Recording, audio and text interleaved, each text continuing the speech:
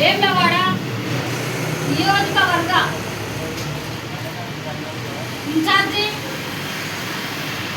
వద్ద సతీష్ గారు, అదేవిధంగా తెలంగాణ ఉద్యమకారుల జేఏసీ రాష్ట్ర చైర్మన్గా మా ఇద్దరి సంయుక్తంతో తెలంగాణ రక్షణ సేన అధినేత్రి కల్వకుంట్ల కవితక్క గారి ఆదేశాల మేరకు ఇలా వేములవాడ నియోజకవర్గంలో మేము జూలై 2వ తారీఖు రోజు జరగబోయే భూ పోరాట పోస్టర్ రిలీజ్ చేసుకోవడం జరిగింది.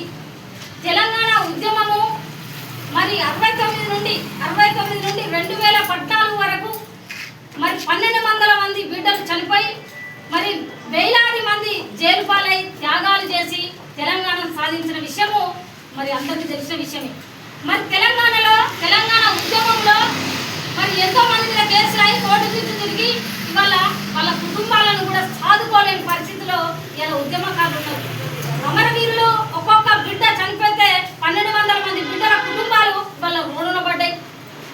అప్పుడు పరిపాలించిన కేసీఆర్ గారు తెలంగాణ ఇచ్చింది నేనే, తెలంగాణ వీరుని సూర్యుని అని చెప్పుకొని 10 సంవత్సరాలు మరి అమరవీరుల కుటుంబాలకు న్యాయం చేసిన మీద 300-400 మందికి ఏదో మామ అనిపించేసిండు. ఇవాళ అమరవీరుల కుటుంబాలు కానీ మరి తెలంగాణ ఉద్యమకారులు కానీ రోడ్డు మీద పడి వాళ్ళు బ్రతకలేని పరిస్థితులు ఉన్నారు, రూమ్ కిరాయిలు కట్టుకోలేని పరిస్థితులు ఉన్నారు, ఆర్థికంగా బ్రతకలేని పరిస్థితులు ఉన్నారు. కాబట్టి తెలంగాణ రక్షణ సేన ఒక ప్రాంతీయ పార్టీ కావాలన్న ఉద్దేశంతో కల్వకుంట్ల కవితక్క గారు పార్టీ పెట్టి అన్ని అంశాల మీద కొట్లాడుతూ ఉన్నారు.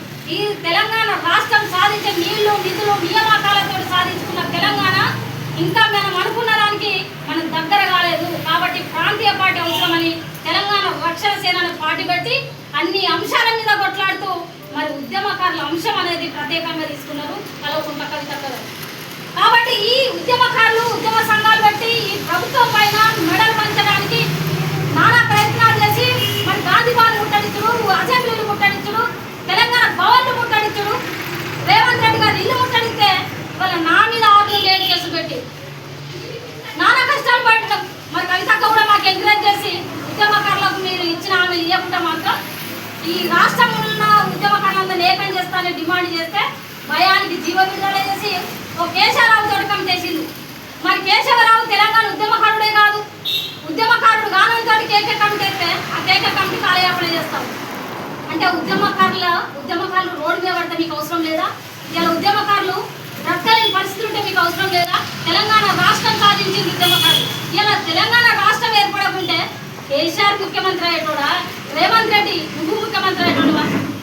కాబట్టి కవితక్క గారు